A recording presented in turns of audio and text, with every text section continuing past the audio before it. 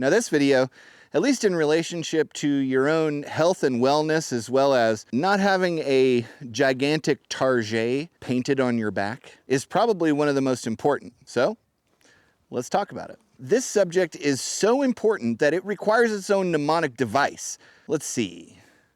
Oh, the words are on the screen, so sing along with me. In homesteading, it's not all about the animals and food that you grew.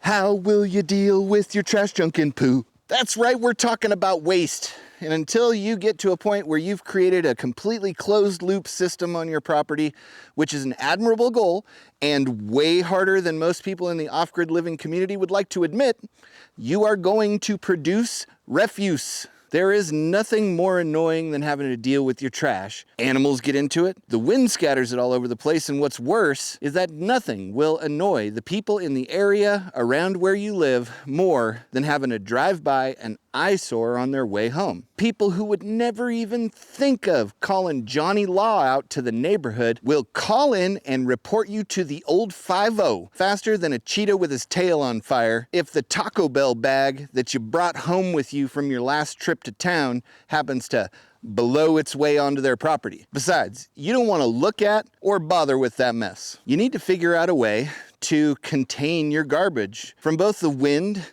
and trash pandas. May I suggest a corral of some sort? It could be beautiful. Stained board and batten walls around the perimeter, patinaed tin roof, and custom wrought iron hardware from the local blacksmith. Or I guess you could do what we did. Fill up a little trailer with sides with trash bags, cover it with a tarp, because in our area, we don't have bears or raccoons. The rabbits are plentiful, and the yotes, well, the yotes are lazy. So it works for us. You may have to have something a little bit more lockdownable. Then make monthly trips to the dump. Here's a pro tip. Regardless of what you think about recycling, if you do in fact recycle, you can separate a whole bunch of the mass that you would have to pay to get rid of at the dump into the recycling side of things, and then you don't have to pay for that. Now, one of my favorite things about this lifestyle is finding stuff that other people are going to throw away and turning it into something useful. But oftentimes, bartering for useful things will also have as part of the deal not so useful things. So you need to be able to get rid of the things that you're never going to use and have some way of organizing all those wonderful little nuggets of goodness that you plan on using in the future. This is actually a problem that we're working through right now. Now, as any rational person can tell, I have a system. But not everyone seems to agree with me on that. I'm not mad, because you make a lot of cool stuff out of all your stuff. I'm just disappointed that you let it get to this. Yeah. You know, the other thing about this is that junk collecting, material reacquisition, can oftentimes spread out all over the place and take up a huge area in short order. And this makes a big, bright, flashing beacon for the tax-collecting, ghetto bird flying, aerial photographizing tyrant from the assessor's office, and will immediately make them say, look, there, it's somebody who we can extort the money that's necessary to accomplish your dream from interpretive dance and all. Don't be a junk collecting hoarder. Be a curator of fine, lightly used, upcyclable building materials. There's a difference. Keep it relatively well organized and out of sight. And then there's, what do you do with all of the poo? A lot of people don't take this into consideration, either because it's unconfrontable or it's just kind of a fact of life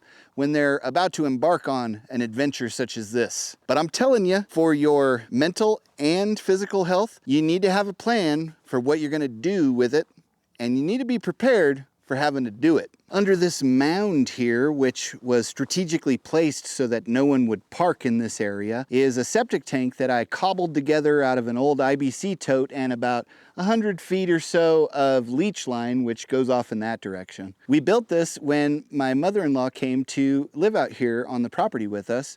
It cost us about $200 to install, and for 1 to 2 people, it works great. Septic is by far the best and least hands-on approach to this problem, I guess. Or you can do all the work yourself and buy all of the materials to put in a standard septic tank for an entire family. It'll cost you about $3,000 if you do it yourself. If you have it professionally installed, it'll be between $10,000 and $15,000. There are literally hundreds of how-to videos on installing a septic tank. And if you want to see our video on how I put this system together, go to our Blue Noob channel, and there's a video on there called 5 Regrets About Leaving the Homestead. In that video, while I'm talking, I'm actually building this system. There are other options though. We had a friend who had an incinerator toilet. It worked great, but it required propane, so it's not really sustainable. You could rent one of those Blue Bomber construction site commodes. Although you have to pay for it and for it to get pumped from time to time while you're building your house, or even while you're not building a house, it does actually service the requirements that most building and safety departments are going to have about going to the bathroom on a construction site. So it is a solution. Either way, it'll keep health and safety off your back, and that's a good thing. All that to say, for years now, we have used a composting throne. It works okay. They're very low tech, so not a lot can go wrong with them, and they don't use up a bunch of water when water's scarce. There are thousands of videos about them if you want to know more, or how to build one, or any of that kind of stuff. But I do have some independent thought about them, which differs from most of the things that you would see in other videos. They do in fact take some getting used to. You do not want them in your house. If they spill inside your house while you're dumping the tank, it's gonna make a mess that you for sure don't want to deal with. Go ahead, ask me how I know. See that thing behind the wheelbarrow? That's the composting bin. No matter what anybody says in any of those other videos about composting toilets, put the composting bin a fair distance away from your house, because when it gets hot outside and you've just emptied the toilet, it stinks. After a couple years of composting, the contents of that bin are ready to be used as fertilizer for growing grass, flowers, or even food. If you think that is the grossest thing that you have ever heard of in your entire life, I have news for you. About half of all the sewage generated in the United States is treated and turned into fertilizer with which food is grown. The term to look up is biosolids. It's a coin flip's chance that you're already doing it.